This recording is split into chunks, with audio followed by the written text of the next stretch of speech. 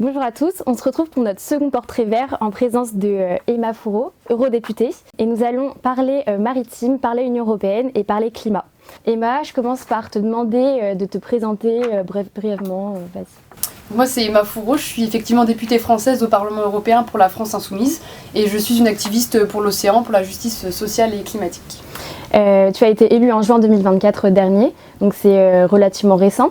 Et on te qualifie souvent par ton âge puisque tu es jeune. Est-ce que tu t'appropries d'être aussi jeune que ça et comment est-ce que tu portes la voix de cette nouvelle génération au Parlement ? Oui, c'est vrai qu'on est tout de suite résumé à son âge.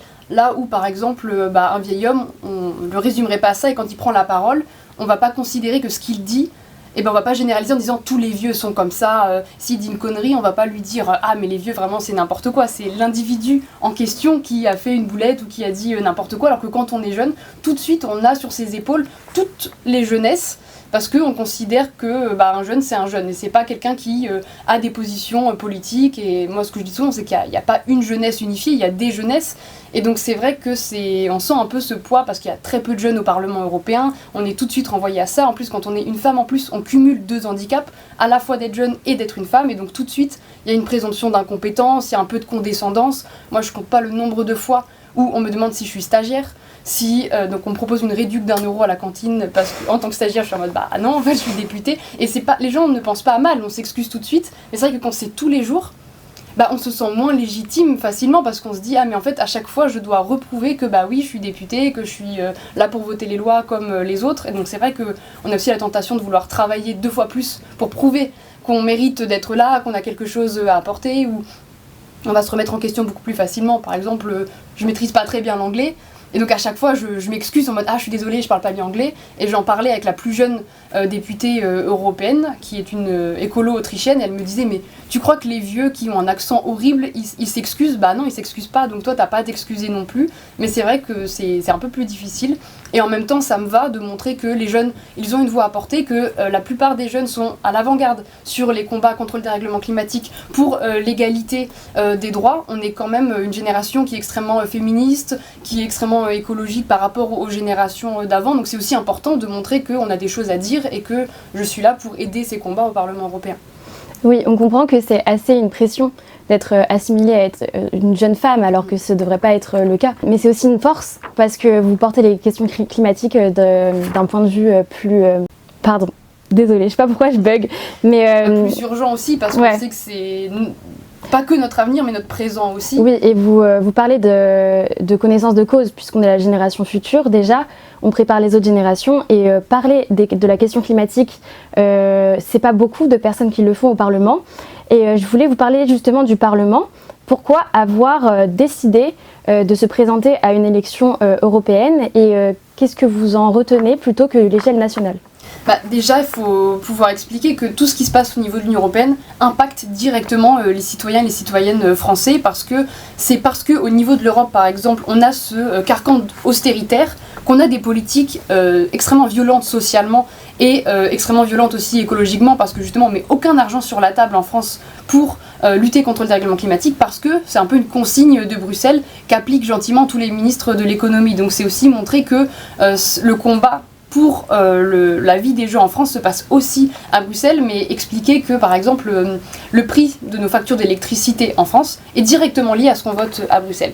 Et donc dire que c'est aussi dans la vie des gens, mais que volontairement on rend Bruxelles extrêmement éloignée de la vie des gens, extrêmement technocratique, pour pas que les gens s'y intéressent et que les gens puissent magouiller à Bruxelles tranquillement. Donc c'est aussi important pour moi de pouvoir être transparente sur ce qui se passe à Bruxelles et d'en parler justement quand je vais en France, parce que c'est important aussi et que c'est une question de transparence, de démocratie.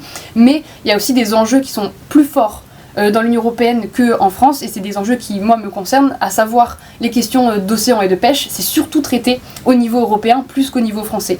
Pareil, en ce qui concerne l'agriculture, ce qui devrait être un levier fondamental pour faire la transition agroécologique, c'est la PAC qui doit s'occuper de ça. C'est le premier budget européen, mais aujourd'hui la PAC, elle encourage l'agriculture intensive. Et donc c'est particulièrement important d'être une voix contraire à ce qui se fait aujourd'hui à Bruxelles, et de lutter dans cette institution justement. Oui, exactement. Et vous avez parlé de vos sujets de prédilection, la pêche, les océans et la condition animale. Pouvez-vous nous en dire plus ? Et notamment, nous raconter votre engagement pour une pêche durable et pour la libération de Paul Watson. Ouais, c'est des gros combats qu'il y a au niveau européen. Déjà, la cause animale, forcément, si on arrive à obtenir une victoire au niveau de l'Union européenne, c'est beaucoup plus d'animaux qui sont touchés que si on était simplement sur le niveau français. Et par exemple, il y a une initiative citoyenne européenne qui a atteint plus d'1 million de signatures pour mettre fin au système des cages dans toute l'Europe. Donc en fait, une initiative citoyenne européenne, c'est en gros une façon de donner plus de pouvoir aux citoyens. Il suffit de signer cette initiative et ensuite la Commission, elle est obligée de répondre. Sauf que là, on est face à un scandale démocratique parce que la Commission européenne, alors que ça fait des années qu'il y a le million de voix, ça fait des années qu'elle promet de mettre en place quelque chose pour arrêter les cages, et elle ne le fait toujours pas.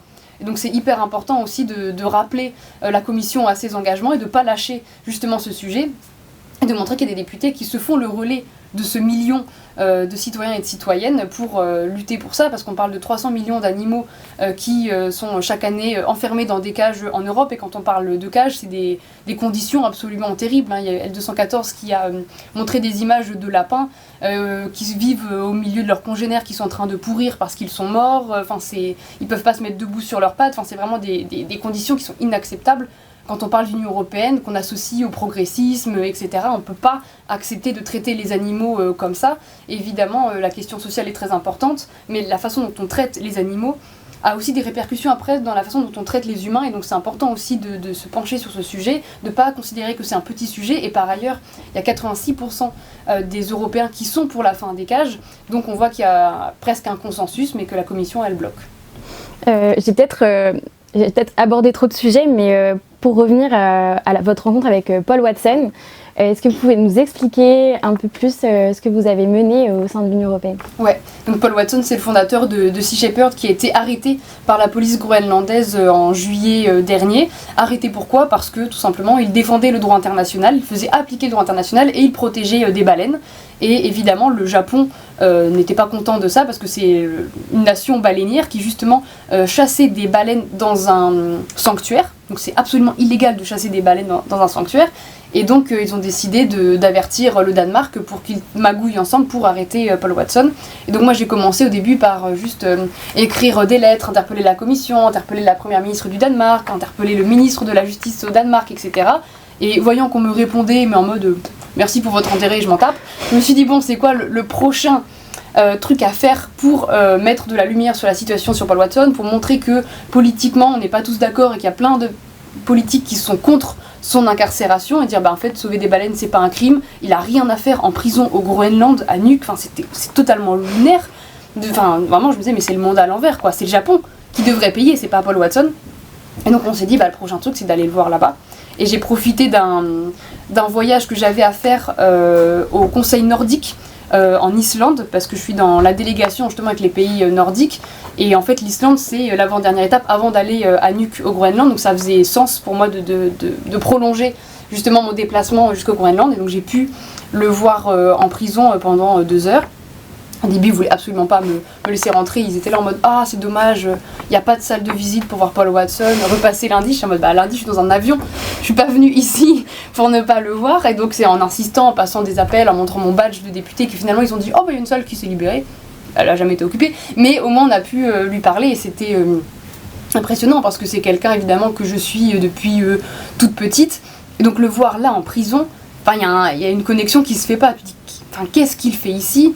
Et en même temps, c'était assez impressionnant parce que ça faisait déjà des semaines et des semaines qu'il était là. Et évidemment qu'il était affecté par sa situation, parce que coupé de sa famille, parce que l'incertitude, parce qu'il savait pas quand est-ce qu'il serait libéré, s'il serait envoyé au Japon, ce qui aurait été absolument terrible. Et donc, malgré cette situation très difficile, il était quand même extrêmement positif, et surtout il disait « mais je regrette rien, si ce serait à faire, je le referais ». Et donc, en fait, le Japon a perdu. Parce que ce que voulait le Japon, c'était que Paul Watson se mette à genoux, s'excuse, se ridiculise. Il ne l'a jamais fait, il ne le fera jamais. Donc en fait, c'est une belle victoire pour les baleines, pour Paul Watson, mais ça aurait pu extrêmement mal tourner. Et même le fait qu'il ait été arrêté, c'est quand même un signal très négatif envoyé à tous les lanceurs d'alerte, à tous les défenseurs de l'environnement. parce qu'on est en train de renverser totalement le rapport de force et dire que ce qui est criminel, c'est de préserver nos conditions de vie sur Terre, parce que les baleines sont fondamentales aussi dans l'équilibre des écosystèmes marins, et même elles ont une valeur en tant que telles, elles ont le droit de vivre. Il y a des textes internationaux pour interdire la chasse à la baleine, donc c'est vraiment le Japon qui était en dehors de ça. Donc c'est au moins une bonne nouvelle que ça se soit bien fini, mais c'est grâce à la mobilisation citoyenne. S'il n'y avait pas eu autant de gens dans les rues, sur les réseaux sociaux, pour dire à quel point le Danemark se recouvrait de honte, et il y a de grandes chances pour que Paul Watson aujourd'hui soit au Japon, s'il n'y avait pas eu tout ça, quoi. Oui, on comprend que cet engagement est vraiment important pour les océans et même la protection de ces océans qui sont importants pour les écosystèmes. Et votre engagement a été majeur pour sa libération au niveau de l'Union européenne. Ça montre quand même une image de l'Union européenne un peu qui s'en fiche, mais qui laisse faire. Et pour rester sur le thème maritime, je voulais vous demander, pour vous, quels devraient être les enjeux majeurs de la conférence des Nations Unies de Nice en 2025 qui va se dérouler en France, qui est donc un événement majeur pour le futur de ces océans. Que pensez-vous qu'on devrait faire pour protéger nos océans ?